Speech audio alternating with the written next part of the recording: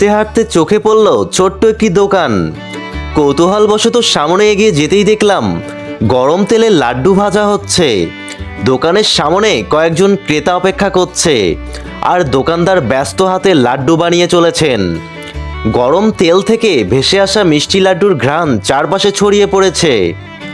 গ্রামের এমন ছোট ছোট দোকানগুলো যেন সেখানকার প্রকৃত সৌন্দর্যের অংশ।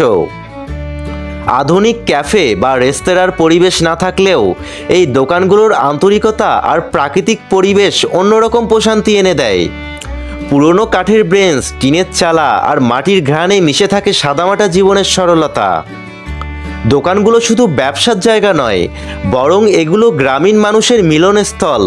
গ্রামের মানুষজন কাজের ফাঁকে এসে এক কাপ চা খায়, গল্পগুজব করে আর এমন সাদাসিধে খাবারের স্বাদ উপভোগ করে। লাড্ডু বানানোর সেই দৃশ্য যেন একখণ্ড গ্রামীণ